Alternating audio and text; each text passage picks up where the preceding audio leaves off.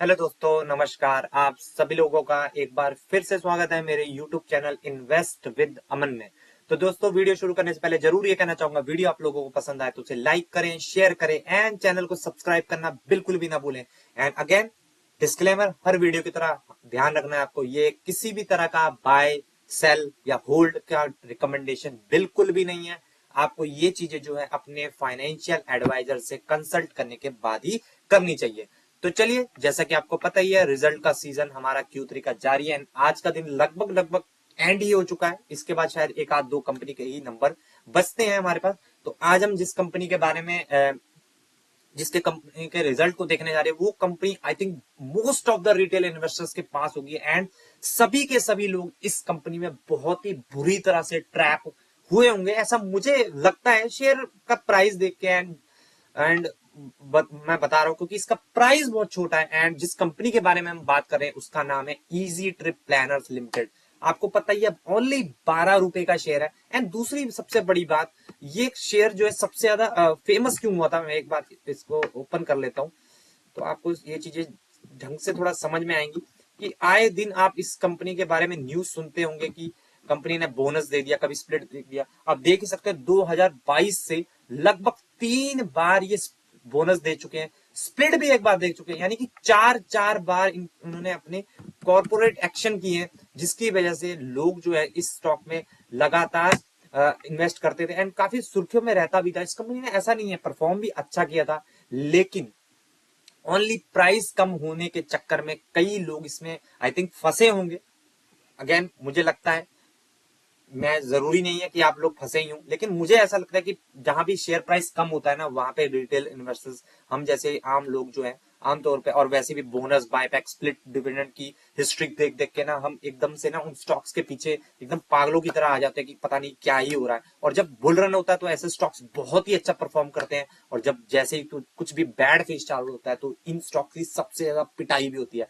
जैसा कि आप देख सकते हैं, 5 दिन में 6.6%, एक महीने में 16-17%, 6 महीने में 38% की चोट लग चुकी है। एंड 1 जनवरी से आप देखेंगे तो 23%, एक साल की बात करें तो सीधा 51%, यानी कि आधा मार्केट कैप इसका जो है साफ हो चुका है 5 साल का। हालांकि ये जो चार्ट पैटर्न है एकदम क्लियर नहीं है क्योंकि यहाँ पे एडजस्टमेंट सही से नहीं हुआ था, लेकिन अगर एक साल में भी देखे तो 51% जो है ये कंपनी तहस नहस हो चुकी है बुरी तरह से। ठीक है, अगेन बहुत ही ज्यादा रिस्की कंपनी है। 2000 करोड़ की ओनली कंपनियां हैं, पी रेशो देखिए 46 का है इसका। ठीक है, तो कंपनी के आज ही के दिन नंबर आए तो चलिए स्टडी कर लेते हैं किस प्रकार के नंबर, क्या रहा परफॉर्मेंस। तो ओपन कर लिया मैंने यहाँ पे ईज माई ट्रिप का, मार्केट आवर्स खत्म होने के बाद आए हैं ये नंबर। तो उसके बाद सबसे पहले हम, ये स्टैंड अलोन है, हमें देखने हैं सीधा कंसोलिडेटेड नंबर्स। आप देख सकते हैं इनकी सब्सिडरीज आप पढ़ सकते हैं, UK, US, New Zealand, Singapore, Philippines, काफी कंपनीज, काफी जगह पे ये है जो है कंपनी है। ठीक है, तो कंसोलिडेटेड की बात कर लेते हैं सबसे पहले। तो बात कर लेते हैं यहाँ पे सीक्वेंस, दिसंबर 2024, सितंबर 2024, दिसंबर 2023। तो इनकम की बात कर लेते हैं सबसे पहले। तो इस बार की है 1538, 3 महीने पहले थी 1499, एक साल पहले थी 1553। तो क्लियर कट ईयरली जो है इनकम काफी डाउन होते हुए यहाँ पे जरूर देखने को मिल रही है। ठीक है, वैसे अगर देखा जाए तो डाउन तो है ही है, लेकिन हाँ, लेकिन छोटी कंपनी है, देखिए है तो वैसे फ्लैटिश डाउन, लेकिन ये छोटी ओनली 2 से 3 हजार करोड़ की कंपनी है। तो इन कंपनी से हम एक्सपेक्टेशन बहुत ही ज्यादा हायर लेवल की हमें रखनी पड़ती है, क्योंकि स्मॉल कैप है, हम रिस्क भी उसी हिसाब से ले रहे हैं। तो हम ये चाहते हैं कि हमारी कंपनी रेवेन्यू भी उसी हिसाब से कमाए, क्योंकि अगर वो रेवेन्यू अच्छा कमाएगी तभी वो प्रॉफिट्स में अच्छे बढ़ोतरी करके दिखा पाएंगे। तो यहाँ पे तो रेवेन्यू ही कम है, क्वार्टरली यहाँ पे हल्का सी जंप जरूर देखने को मिल रही है। उसके बाद एक्सपेंसेस की बात कर लेते हैं, खर्चों की। इस बार के 1075, 3 महीने पहले थे 1127 एंड एक साल पहले थे 1050। तो ईयरली खर्चे लगभग इनलाइन है, लेकिन क्वार्टरली यहाँ पे काफी अच्छे से कंपनी ने यहाँ पे मैनेज यहाँ पे करते हुए देखने को जरूर मिल रही है। उसके बाद प्रॉफिट बिफोर टैक्स की बात कर लेते हैं, जो कंपनी का प्योर प्रॉफिट है वो है इस बार का 462, 3 महीने पहले था 372, एक साल पहले था 602। तो आप क्लियर कट आप समझ ही रहे होंगे, ईयरली यहाँ पे काफी डाउन परफॉर्मेंस है, लेकिन क्वार्टरली यहाँ पे कंपनी ने जरूर थोड़ा सा अच्छा कमबैक जरूर करते हुए देखने को मिल रही है। उसके बाद टैक्सेस वगैरह पे करने पड़ेंगे, एंड टैक्सेस वगैरह पे करने के बाद जो नेट प्रॉफिट निकल के आया है, जो कि टीवी न्यूज चैनल वेबसाइट पे आपको अपडेट होते हुए देखने को मिल जाएगा, वो है इस बार का 340। 3 महीने पहले था 267, एक साल पहले था 456। तो ईयरली डाउन है, क्वार्टरली यहाँ पे ठीक ठाक कंपनी ने परफॉर्म जरूर करके दिखाया है। उसका ईपीएस की भी बात कर सकते हैं, उसी प्रोपोर्शनेट में 0.09, 0.07, 0.13। तो क्लियर कट आप देख सकते हैं कंपनी ने ठीक ठाक ही, कोई सुपर डुपर परफॉर्मेंस नहीं देखी जिस तरह की स्मॉल कैप कंपनी है। ठीक है, तो मैं बहुत ही ज्यादा एक्सपेक्टेशन रखता हूँ ऐसी कंपनी से, लेकिन यहाँ पे इस पैमाने पे ये खरीद उतरते हुए देखने को बिल्कुल नहीं मिल रही है मुझे। वहां पे एयर पैसेज की बात करें, एयर पैसेंजर जो टिकटिंग का रहता है उनका, वहां से बिजनेस हुआ है 976, 3 महीने पहले था 925, एंड एक साल पहले देखिए 1257। यहाँ पे काफी बड़ी डिक्लाइन जरूर देखने को मिल रही है ईयरली, जबकि एयर ट्रैफिक जो है लगातार बढ़ रहा है। तो मैं उम्मीद कर रहा था कि यहाँ पे शायद ये अच्छा करेंगे, पर यहाँ पे डाउन परफॉर्मेंस, हालांकि क्वार्टरली थोड़ा सा जंप जरूर है, लेकिन बहुत सिग्निफिकेंट जंप नहीं है, ये बहुत ज्यादा नहीं है, मैं इसको खराब ही बोलूंगा क्वार्टरली भी। उसके बाद होटल पैकेजेस की बात करें, 328, 325, 208, तो यहाँ पे ईयरली अच्छी खासी जंप है, क्वार्टरली एकदम फ्लैटिश है। अदर सर्विसेज की बात करें 201, 195, 141, तो ठीक ठाक ही परफॉर्मेंस है। तो ऐसा कोई बहुत ही ज्यादा सुपर डुपर परफॉर्मेंस तो मुझे कंपनी का देखने को यहाँ पे नहीं मिल रहा है। तो इन्वेस्टर प्रेजेंटेशन वगैरह भी एक बार चेक कर लेते हैं कि क्या क्या है।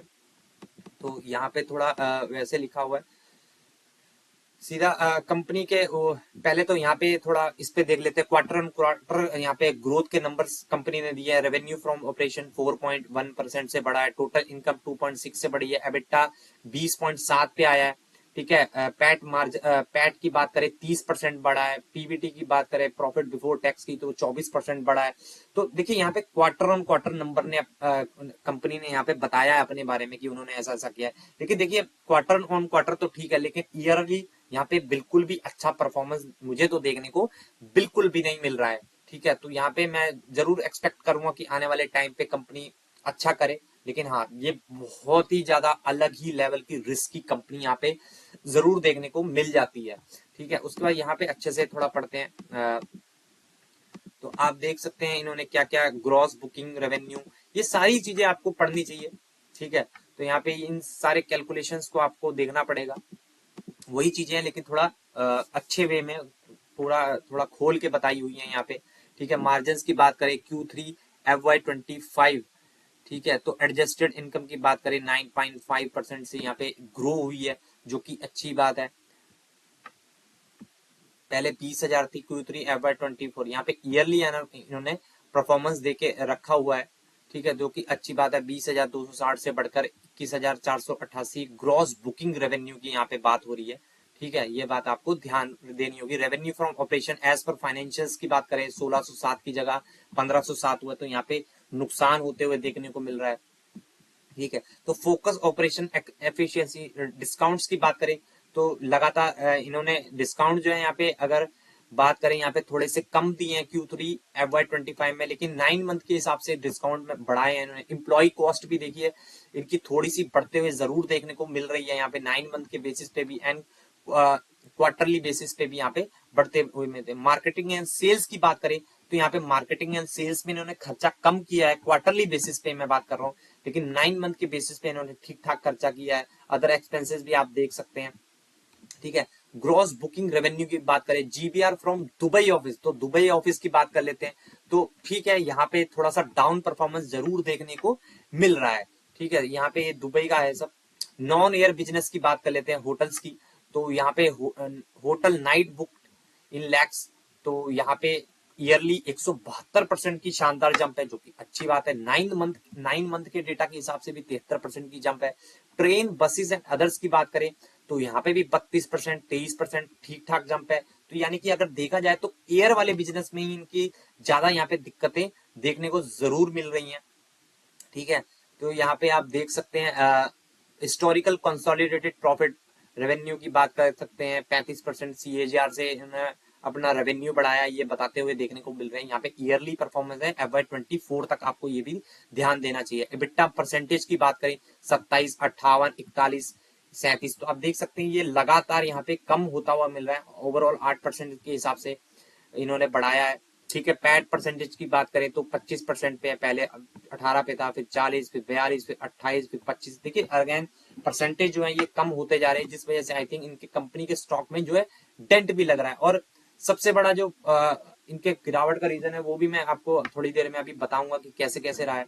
ग्रॉस बुकिंग रेवेन्यू देख सकते हैं आप, लगातार यहाँ पे बढ़ते हुए मिल रहा है, लेकिन FY25 तक है, ये चीज आपको ध्यान रखनी है। एबिटा की बात करें वो भी अच्छा ही यहाँ पे कंपनी कर रही है।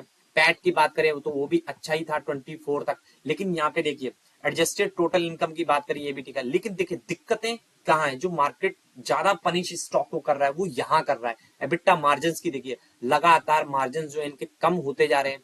पैट मार्जिन की बात करें तो वो भी लगातार कम होते होते FY24 तक 25% पे आ गए हैं, जो कि एक टाइम पे 40, 42, 45% तक रहा करते थे। तो आप देख ही सकते हैं कि लगातार जो मार्जिन वगैरह है, प्रॉफिट्स के परसेंटेज है वो कम होते जा रहे हैं, जो कि जो बड़े प्लेयर्स हैं उनको ये चीजें कभी भी जल्दी से पसंद नहीं आती हैं। ठीक है, तो Indian domestic passenger traffic volumes भी आप देख सकते हैं लगातार बढ़ते हुए मिल रहा है, तो ये चीजें बता रहे हैं कि इससे इनको बिजनेस में फायदा हो सकता है। तो चलिए सबसे इंपॉर्टेंट बात पे आ जाते हैं कि क्या इस कंपनी का जो मेन रीजन है गिरने का। तो आप देख सकते हैं 4 से 42,000 करोड़ रुपए की 4200 करोड़ रुपए की ये कंपनी है। तो बहुत ही ज्यादा एक रिस्की टाइप की छोटी कंपनी है। प्राइस नहीं देखना है आपको, अगेन मैं आपको याद दिला दूं, प्राइस आपको बिल्कुल नहीं देखना है। ये एक स्मॉल कैप कंपनी है, स्टॉक पी 24 का है, इंडस्ट्री पी 65 का है। देखिए इंडस्ट्री पी से ये सस्ते में मिल रही है, लेकिन फिर भी 51% धराशायी अभी तक हो चुकी है। पैग रेशियो के हिसाब से भी देखेंगे तो बहुत ही रीजनेबल वैल्यूएबल लगेगी आपको ये कंपनी। इंडस्ट्री का देखें, प्राइस टू बुक देखें, तो हर तरह से अगर आप देखेंगे इन पैरामीटर्स को, अगर ये बेसिक से पैरामीटर, तो आपको लगेगा यार कंपनी बहुत सस्ती है। लेकिन अगर यहाँ पे पी रेशो वगैरह पे नजर मारेंगे तो बहुत ही हायर वैल्यूएशन पे इसका पी रेशो हुआ करता था। ये देखिए 68, 69, 60, 69, और ये देखिए सीधा आ गया 23 पे अब। तो इसका सबसे बड़ा कारण क्या है, क्योंकि इनके प्रॉफिट जो है उस हिसाब से बड़े नहीं होंगे। अगर आप यहाँ पे क्वार्टरली नंबर्स देखें, यहाँ पे 27, 40, फिर 24, फिर 34, फिर 31, फिर 45, फिर 38, फिर 26, फिर 51, यहाँ पे तो लॉस में भी कंपनी चली गई थी, फिर 34, फिर 28। तो आप देख सकते हैं कंसिस्टेंसी यहाँ पे नहीं देखने को मिल रही है। यही वजह है कि कंपनी जो है ऊंचे नीचे यहाँ पे डांस कर रही है। 35, यहाँ पे देखिए ईयरली की बात कर रहे हैं, 35, 62, 107, 147, फिर 119 पे आ गया सीधा, फिर 104 पे। तो देखिए प्रॉफिट्स अगर कम होंगे तो जिन इन्वेस्टर ने बहुत ज्यादा तगड़ी ग्रोथ के लिए इसमें इन्वेस्ट किया होगा वो तो तुरंत निकल जाते हैं। उसके बाद सेल्स के भी नंबर देखें तो आप देख सकते हैं 2020 के बाद ये कंपनी ज्यादा हाईलाइटेड हुई थी। आई थिंक 21-22 में तो ये लिस्ट हुई थी, तो 39% से सेल्स ग्रोथ हो रही थी, फिर माइनस में आई, फिर 68 पे आई, फिर 84 पे आई, और यहाँ देखिए ओनली 12 पे आ गई। तो जो कंपनी की ग्रोथ चल रही थी सेल्स में भी, वो एकदम से 68, 84 के बाद सीधा 12 पे आ गई। तो स्ट्रीट जो है डिसअपॉइंट हो जाता है ऐसी छोटी कंपनी में, उनको ग्रोथ लगातार लगातार चाहिए होती है, लेकिन वो ये कंपनी करने में नाकामयाब रही है। आप देख ही सकते हैं पिछले 5 साल में 57%, 37% की sales growth, PAT profit growth देखे 49, तो धमाकेदार नंबर्स है, लेकिन पिछले कुछ टाइम से ये उस हिसाब से परफॉर्म नहीं कर पा रही है। एंड ऑपरेटिंग प्रॉफिट मार्जिन भी देखिए, जो पहले 55 पे था, 57 पे था, 43 पे, 46 पे, 42 पे, तो ये भी लगातार नीचे आते हुए हमें देखने को मिल रहा है।